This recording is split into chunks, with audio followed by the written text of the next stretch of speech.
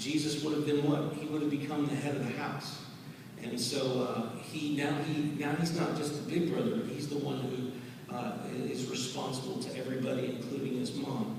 So in Mark chapter 3, verse 20 and 21 and verse 31, it says that, and he came home, and the crowd gathered again to such an extent that they could not even eat a meal.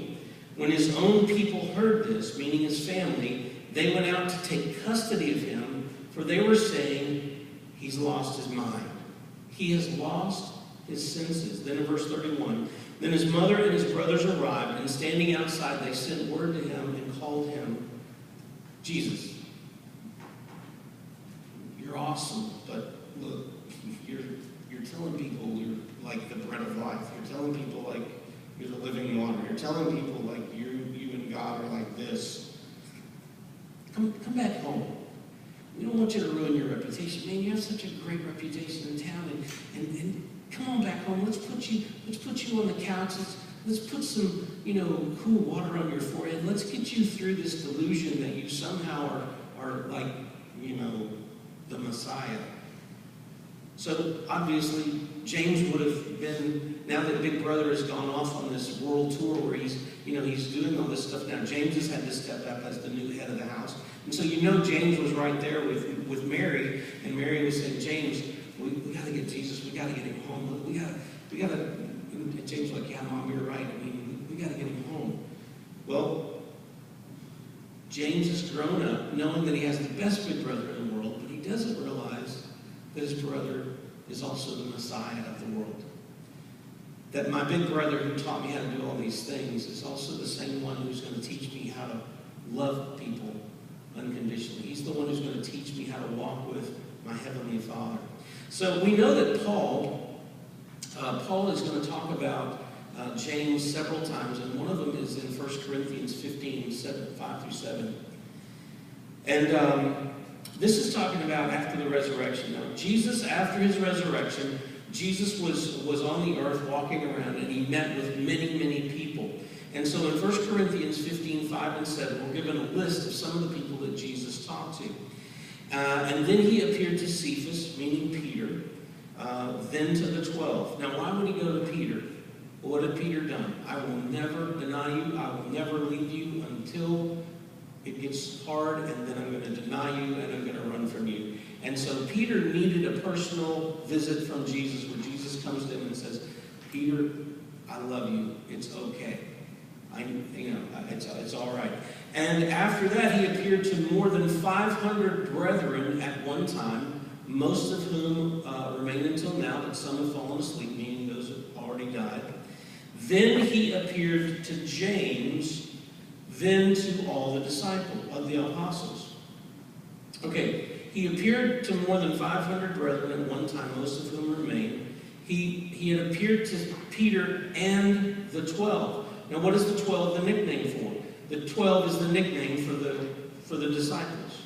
Okay? So even when there were 11, they were still called the 12. Even after they began to be martyred, it didn't matter that it was down to just John. They were still referred to as the 12. It's kind of, my thing is always like the Fairfield Four. There's like 6 of them, but they're still called the Fairfield Four.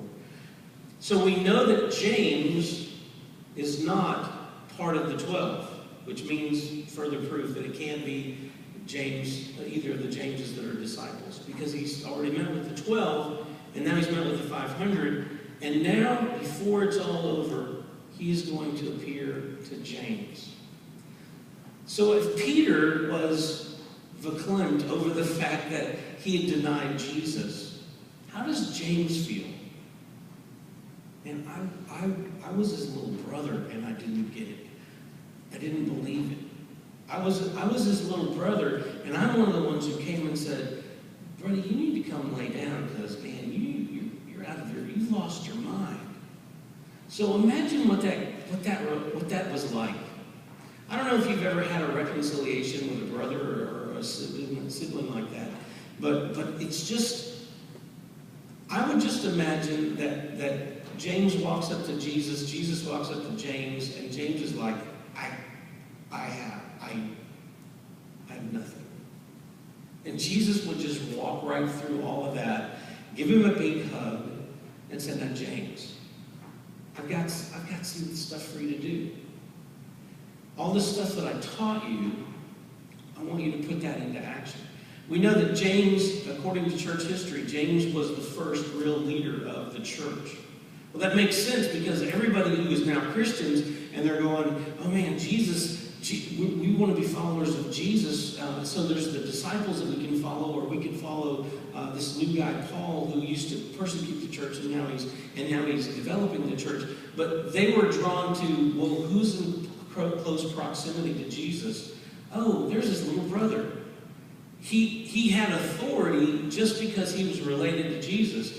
Even though he kind of came to the party a little bit late, he still has this authority.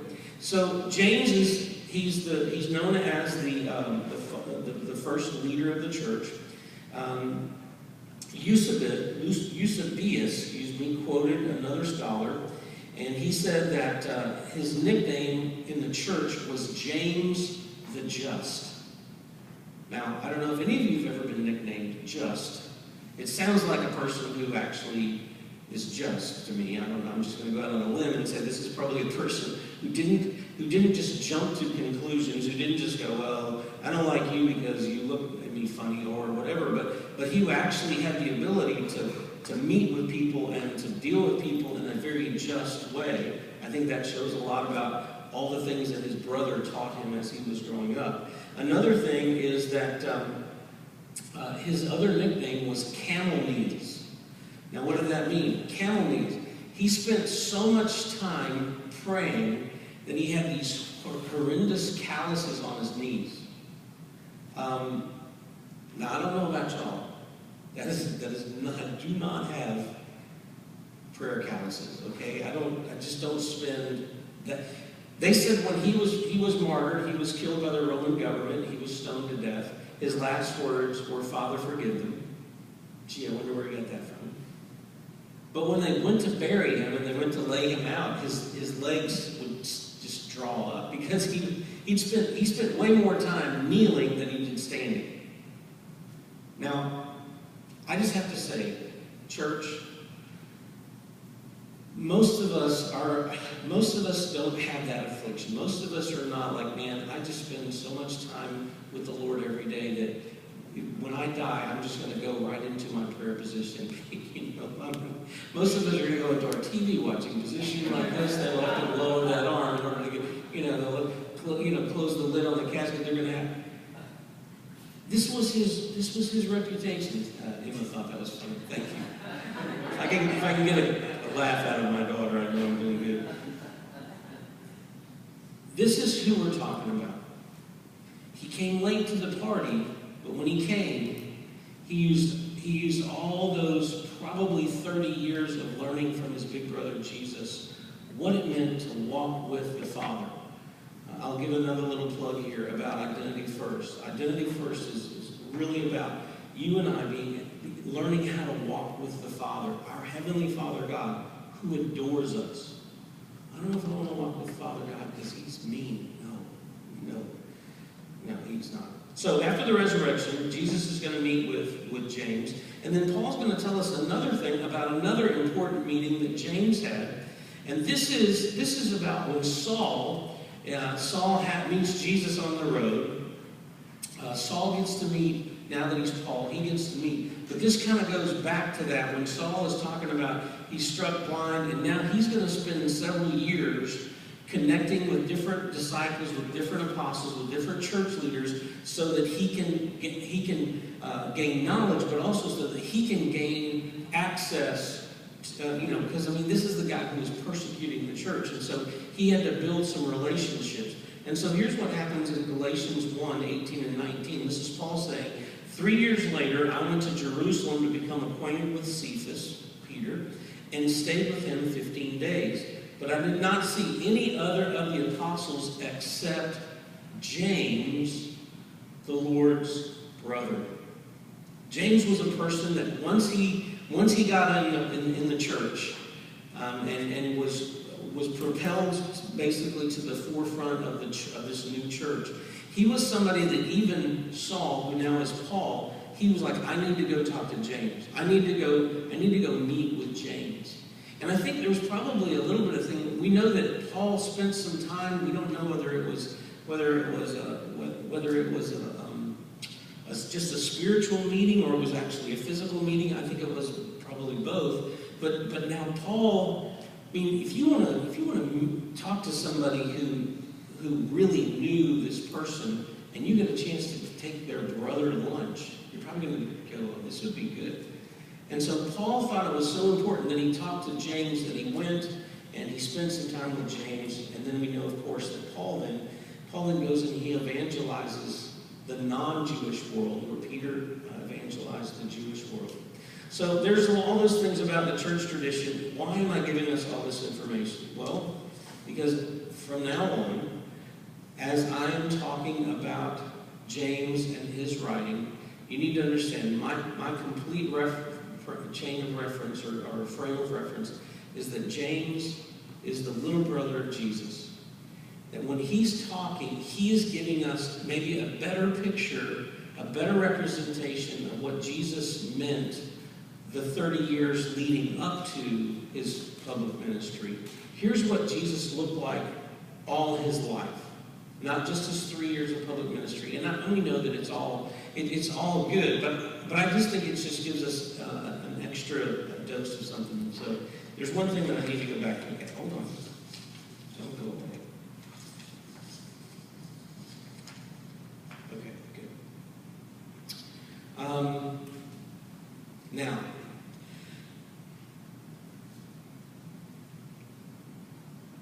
there are some people who believe that the book of James was written by James to kind of almost do battle, to disagree with Paul in his writing in Romans. Because writing in Romans is all about faith. No works. Salvation is not by works. But now James, we're going to find out James is talking about, well, wait a minute, there's works. And so, but here's the thing. James was one of the first books in the New Testament that was written. And it was written way before Romans was written. And we know that James was established because we just heard Paul say, I went and spent time with him before I began my ministry. James was already established as the head of the church before Paul began, and then Paul starts writing Romans and all these other things. But here's the thing. They're not different ideas. Paul wasn't saying it's all about faith, and James was saying it was all about works. It's not what they're doing at all. James was saying, if you really have it, it shows. Where Paul is saying, it's not about pretending, it's not about having an outward appearance, it's about having an inward change that causes you to have an outward appearance. So they weren't in disagreement. So that's really important. So now we're in the book of Acts. How in the world do we get to the book of Acts? Okay. Everybody understands the book of Acts is like a history of most of what happens in the church. You can take the book of Acts and you can roll it out, and you can take these individual letters and you can kind of plop them down. Okay, well, this one was probably written about at this point. Okay, so we're going to go to Acts chapter 8. Acts chapter 8. But Saul began ravaging the church, entering house after house, dragging off men and women. He put them in prison. Therefore, those who had been scattered went about preaching the word. The church was scattered like somebody taking a big rock and throwing it in the middle of a pond, and the church scattered. And everywhere the church went, it impacted the society that it was in. They didn't run away and say, well, let's keep our mouths shut. They were like, okay, we can't stay there, so let's tell people about Jesus here. Oh, we can't stay here anymore. Well, let's go tell people. The gospel of Jesus Christ was being spread because of the persecution. So what happens in today's society? I got persecuted. What did you do? I just quit talking about Jesus. That's not how it happened in the book of Acts. In the book of Acts, you got run out of one place for talking about Jesus. Fine, I'm going to go over here and talk about Jesus. And I'm going to talk about Jesus. I'm getting run out of here. I'm going to go over here and I'm going to talk about it. The gospel was spread because of persecution. It wasn't stifled because of persecution. When we see in some of these third world countries right now, we're seeing more people come to Christ in a day than we have come to Christ in a year here in America. You know why? Because we're not suffering the persecution